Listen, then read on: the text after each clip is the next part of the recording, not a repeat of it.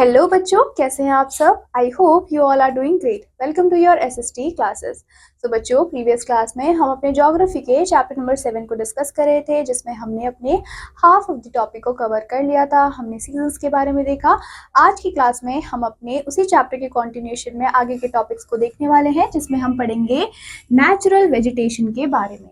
तो बच्चों, natural vegetation क्या होती है? अगर हम वेजिटेशन की बात करते हैं स्पेसिफिकली, तो बच्चों इंडिया में हमें बहुत ही डाइवर्स वेजिटेशन देखने को मिलती है। क्यों? क्योंकि यहाँ पे हमने क्या देखा कि सीजन्स में चेंजेस है, क्लाइमेटिक वेरिएशंस हैं, बहुत सारे लैंड्स हैं, बहुत सारा रेनफॉल है, लैंडफॉर्म्स है, और इसी वजह से हमें जो वेजिटेशन है वो भी बहुत ज़्यादा डाइवर्स देखने को मिलती है।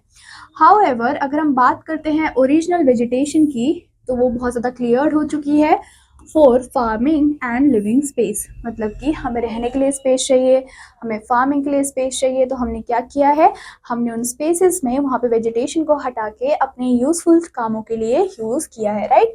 तो बच्चों, अगर हम बात करते हैं ओरिजिनल वेजिटेशन की, तो वो तो क्लियर्ड अप हो चुकी है। किसकी वजह से? फार्मिंग की वजह से या फिर लिविंग स्पेस की वजह से। नाउ यहाँ पे आपको मेन वेजिटेशन के कुछ टाइप्स गिवन है, जिसको हम वन बाय वन देखेंगे। तो फर्स्ट आता है आपका tropical evergreen forest.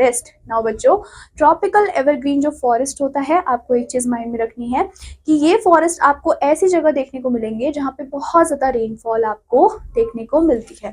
Now these are found where rainfall exceed करता है कितना? 200 सेंटीमीटर एनुअली, और मेनली आपको देखने को मिलते हैं वेस्टर्न घाट में, पार्ट्स ऑफ वेस्ट बंगाल में, उड़ीसा में, नॉर्थ ईस्टर्न स्टेट्स में and Andaman and Nicobar islands में। आपको इन सारी जगह पे क्या देखने को मिलता है? बहुत ही हैवी रेनफॉल देखने को मिलता है। ये बहुत ज़्यादा जो फॉरेस्ट होते हैं बहुत ज़्यादा डेंस होते हैं, बहुत ज़्यादा यहाँ पे टॉल हार्डवुड ट्रीज आपको देखने को मिलते हैं। और कौन कौन से ट्रीज आपको देखने को यहाँ पे मिलेंगे बच्चों? जैसे कि इबोनी और महोगनी। ये दोनों ही क्या है बच्चों? ये दोनों ही ट्रीज है जो कि आपको एवरग्रीन फॉरेस्ट में देखने को मिलते हैं। नाउ सेकेंड टाइप आता है आपका ट्रॉपिकल डेसिडुअस फॉरेस्ट। अब बच्चों, आपको क्या चीजें याद रखनी है? पहली चीज तो एवरग्रीन फॉरेस्ट में हमने देखा कि यहाँ पे जो रेनफॉल है वो एक्सीड हो रहा था 200 सेंटीमीटर एनुअली से भी ज्यादा, राइट।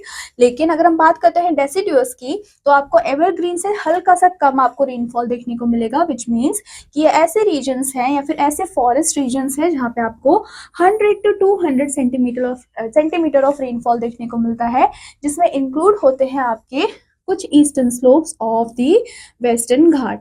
उसके अलावा आपके Deccan plateau, northern plains and जितने भी आपके हिमालयन फुट हिल्स होते हैं, राइट, लोअर हिमालयाज होते हैं, वो सारे ही इसके अंदर इंक्लूड होते हैं। अगर हम बात करते हैं ट्रीज की, तो वो ट्रीज क्या करते हैं बच्चों? अपनी लीव्स को शेड करते हैं। कब? ड्राई सीजन में, इंक्लूडिंग इंपॉर्टेंट स्पीशीज जैसे कि टीक और साल आपको यहाँ पे देखने को मिलता है। तो बच्चों, डेसिडियस फॉरेस्ट में तो क्या हो रहा है, जो ट्रीज है वो अपनी लीव्स को शेड कर रही हैं ड्राई सीजन्स में। लेकिन अगर हम बात करते हैं किसकी?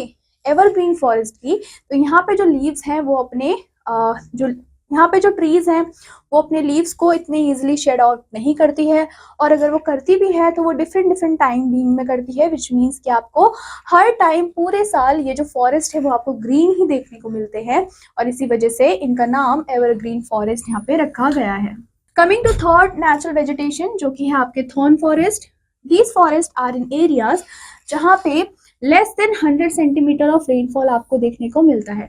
अब बच्चों, यहाँ पे कौन कौन से एरियाज इंक्लूड होंगे? यहाँ पे इंक्लूड होते हैं आपके राजस्थान, गुजरात, पंजाब, हरियाणा एंड कुछ पार्ट्स भी होते हैं उत्तर प्रदेश के, मध्य प्रदेश। इन सारी जगह पे आपको थॉर्न फॉरेस्ट देखने को मिलते हैं। यहाँ पे जो ट्रीज होते हैं वो कंपैरेटिवली हाइट में शॉर्ट होते हैं और बहुत ज्यादा वाइडली स्पेस्ड होते हैं। वाइडली स्पेस मतलब कि अगर एक ट्री यहाँ पर है तो बहुत ज्यादा डिस्टेंस के बाद आपको दूसरा ट्री देखने को मिलता है। और ये क्या करते हैं? ये अडाप्ट कर लेते हैं ड्राई कंडीशंस को, और यहाँ पे आपको कुछ कॉमन स्पीशीज देखने को मिलती हैं, जैसे कि आपके अकाइका और बबूल। ये दोनों ही पेड़ आपको यहाँ पे देखने को मिलते हैं। Then the fourth one is mountain forest. अब आपने माउंटेन्स में भी बहुत सारे फॉरेस्ट को देखा होगा, राइट। तो ये फॉरेस्ट आपको कहाँ मिलते हैं? हिमालयन स्लोप्स पे आपको देखने को मिलते हैं, और ये मिक्स्ड होते हैं हमारे डेसिडुअस और कॉनिफेरस टाइप्स के।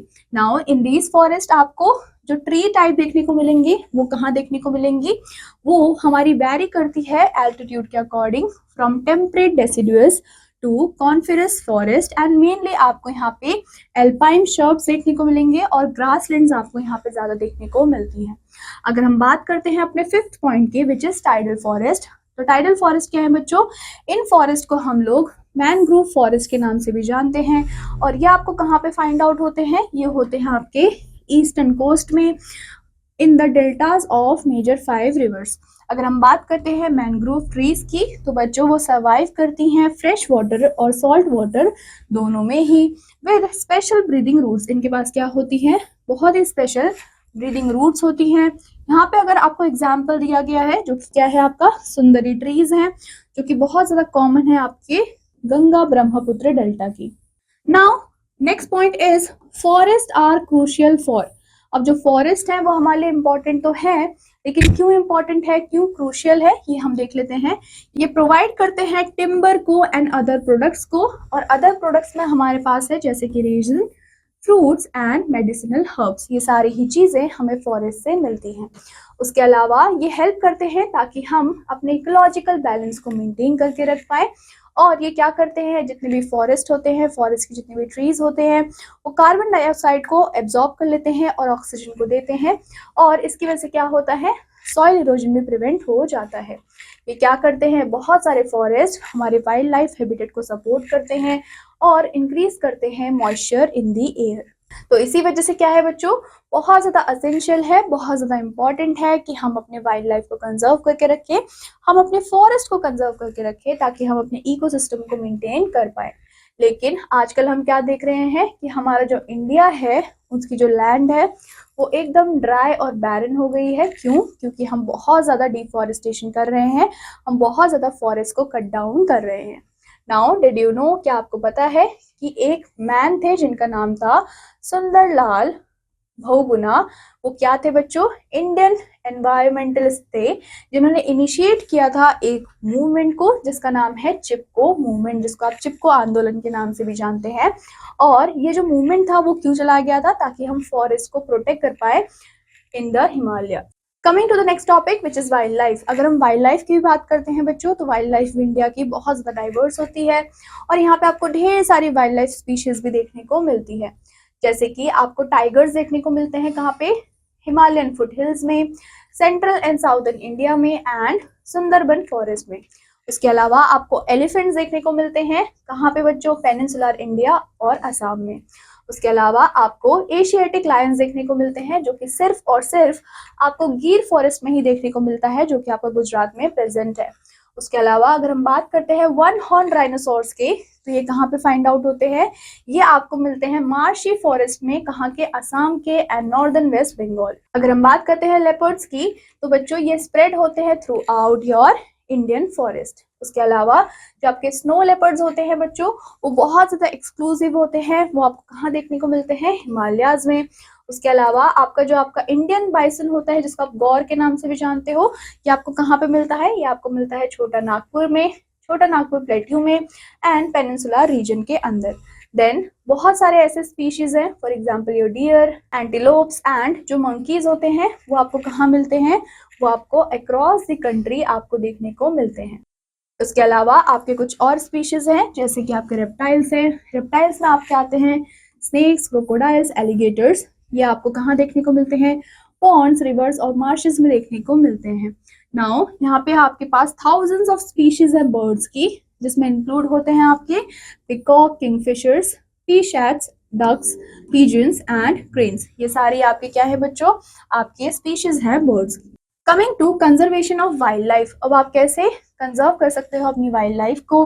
तो बच्चों जो इंडिया की वाइल्ड लाइफ है या फिर हमारी कंट्री की जो वाइल्ड लाइफ है वो बहुत ज़्यादा रिड्यूस हो रही है ओवर द ईयर्स। क्यों हो रही है? क्योंकि आप क्या कर रहे हो, डिफॉरेस्टेशन कर रहे हो। फॉरेस्ट ही उन एनिमल्स का घर है, लेकिन आप क्या कर रहे हो, आप उन फॉरेस्ट को ही हटा रहे हो, तो आप उनसे उनका घर छीन रहे हो, राइट नाउ।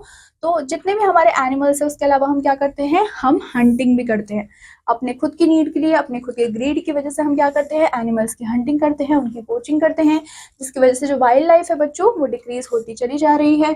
बहुत सारे एनिमल्स है जैसे कि टाइगर्स हैं, musk deer, great Indian bustards and one horn rhinos, ये क्या है बच्चों? आज के टाइम पे इनको हम एंडेंजर्ड स्पीशीज में इंक्लूड करते हैं, क्योंकि अगर हमने अभी भी इनका ध्यान नहीं दिया तो ये हमेशा के लिए एक्सटेंट हो जाएंगे, डिसअपियर हो सकते हैं। तो यहाँ पे आपको पिक्चर गिवन है किसकी बच्चों? वन हॉर्न राइनो की। इट्स एवरीवन रिस्पॉन्सिबिलिटी, ये सबकी ही रिस्पॉन्सिबिलिटी है कि हम क्या करें, हम प्रोटेक्ट करें वाइल्ड लाइफ को।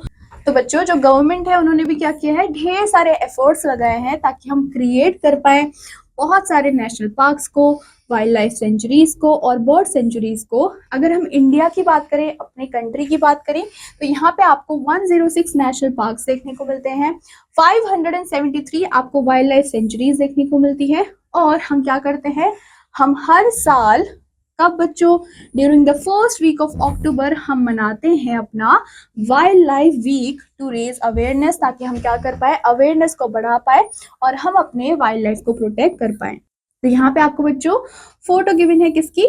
मस्क डियर की, जो कि हमारे एंडेंजर्ड स्पीशीज के अंदर आता है, विच मीन्स कि बहुत ही कम रह गए हैं नंबर में। हमने इनको अभी भी प्रोटेक्ट नहीं किया तो ये लुप्त हो जाएंगे, एक्सटिंक्ट हो जाएंगे या फिर फॉरएवर के लिए डिसअपियर हो सकते हैं।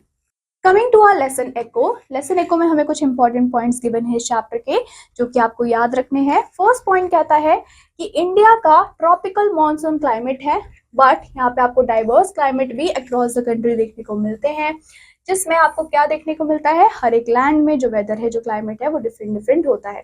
अगर हम कोस्टल एरियाज की बात करते हैं तो वहाँ पे आपको मॉडरेट क्लाइमेट देखने को मिलता है और मॉडरेट टेम्परेचर होता है।